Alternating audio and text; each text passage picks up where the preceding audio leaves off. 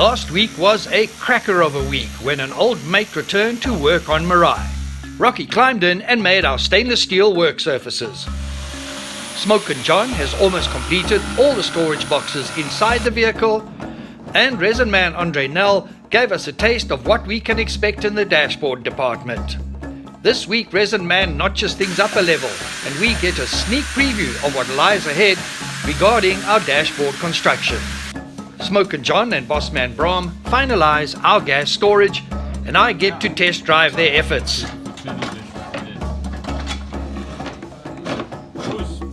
All this and so much more in episode 78 of A Dream Called Meraai.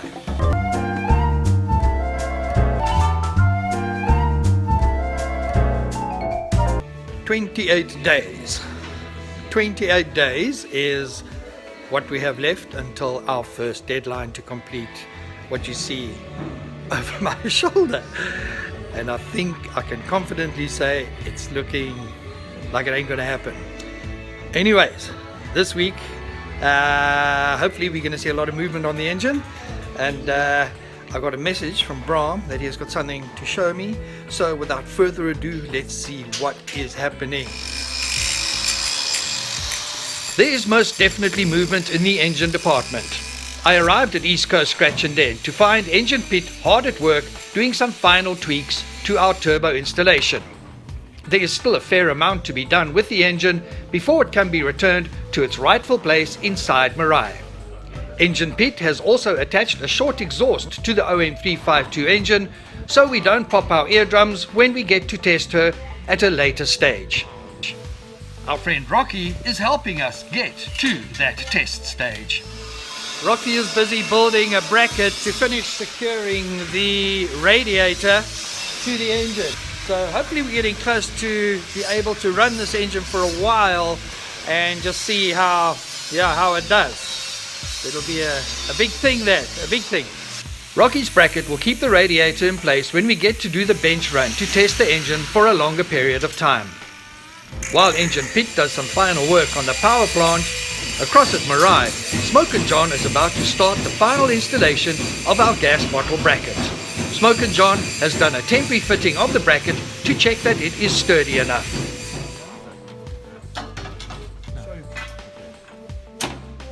Smoke and John makes removing and inserting the bottle look very easy.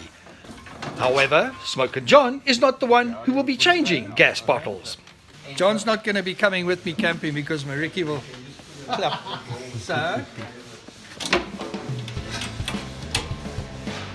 taking it out was a gas. Okay. I struggled a bit putting the bottle back though, but nothing that a bit of practice will not fix. They say that practice makes perfect. Even a simple act like trimming a beard needs practice. Last night, after a glass of red wine or two, I decided to trim my beard. And as you can see, I did a great job. I trimmed a little bit here, I trimmed a little bit there, a little bit there, a little bit. Next minute, yeah, it will grow back. Meanwhile, this is my Freddy Krueger Nightmare on Elm Street look. But it will grow back, eh? Moral of the story, do not trim your beard after red wine. Just don't do it. At least I will see my beard in this insert as it will keep cropping up in my edit. In my intro, when I still had facial hair, I mentioned that Brahm had something to show me. It was the test paint job on our interior panels. We have gone for a textured look.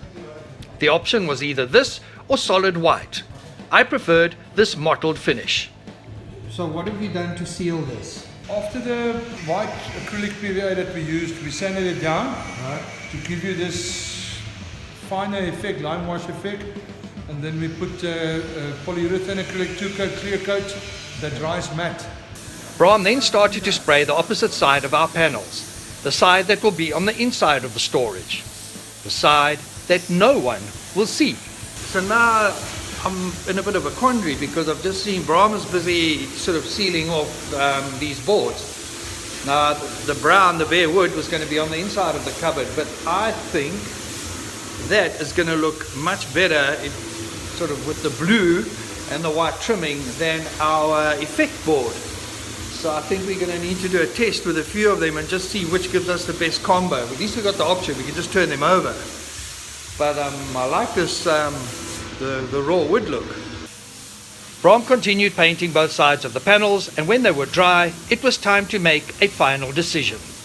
So our options for our paneling inside on the bottom end of all our overhead lockers is either the wood finish or the slightly treated wood finish, which gives it like a whitish feel.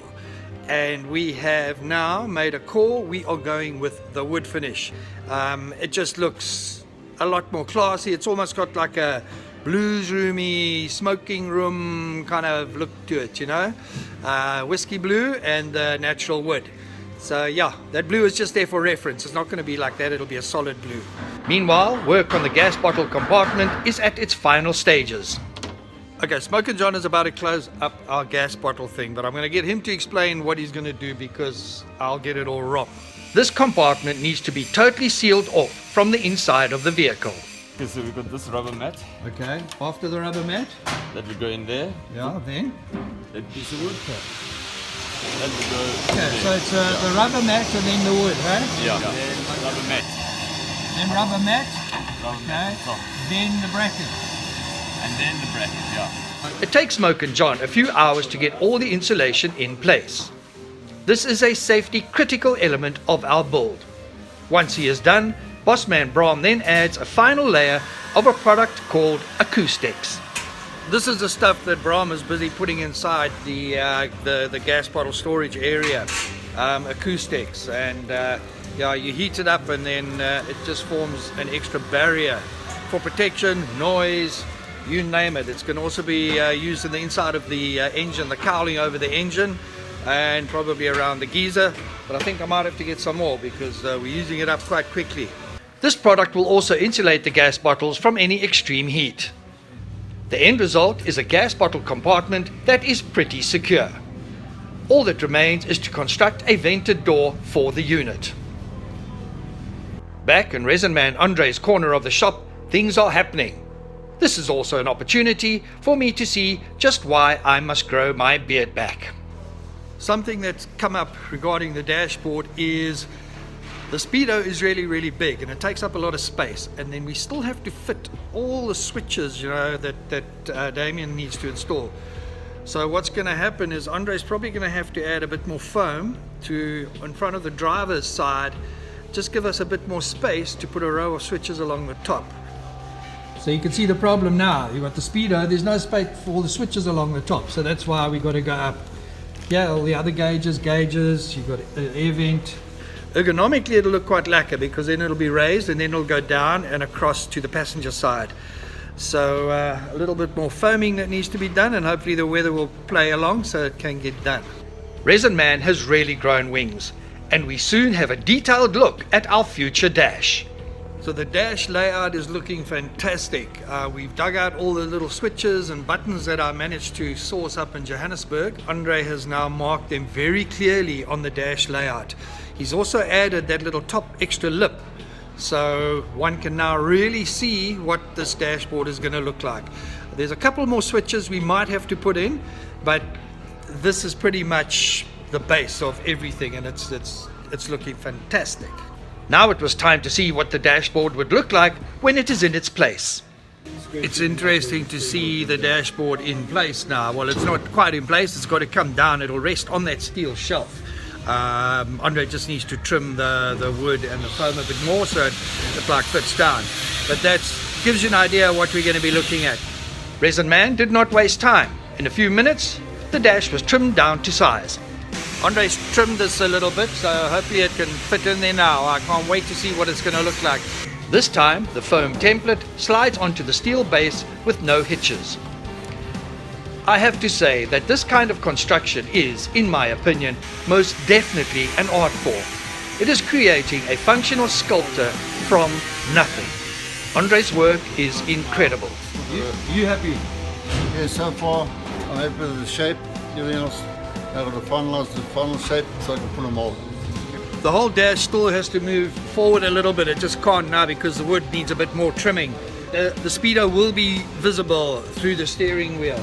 Those are some fine little tweaks that we'll only be able to do once Andre's really got it into its final position. But this is great. Smoke and John is finishing up the window brackets. Now the entire vehicle is ready to receive center window's custom-made glass. Okay, update on our power steering. I found a power steering box and a pump. However, this this power steering box is huge. Probably double the size of the one that is on the vehicle at the moment, and it probably weighs as much as an Uno. So the guys are going to go back to the people I got it from and see if we can get a smaller one. Otherwise, we're going to just have to make this one fit. This is why it is not a good idea for me to source these things. I am clueless when it comes to mechanical issues. That is Braam and engine pitch department. Meanwhile, as we move into deep autumn, my friends in Ukraine are in spring. Ukrainians, like South Africans, will braai at the drop of a hat.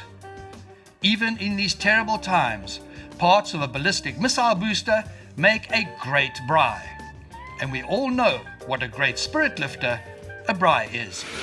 Well, that's it for this week. Hopefully next time you see me, I'll have a bit more facial fizz. And this was a good episode, man. I'm very chuffed with the way things are going on the dashboard. We got our safety critical gas bottle sorted out. My big concern is this engine. It's still standing here. It's still not in the vehicle. And I'm getting very frustrated along those lines. But it is what it is. Regarding when we will be finished, I have no idea. But everybody, please look after yourself and keep safe. Remember to like us on Facebook and subscribe to our channel on YouTube. You will find us under A Dream Called Meraai. Until next time, and keep your dreams alive.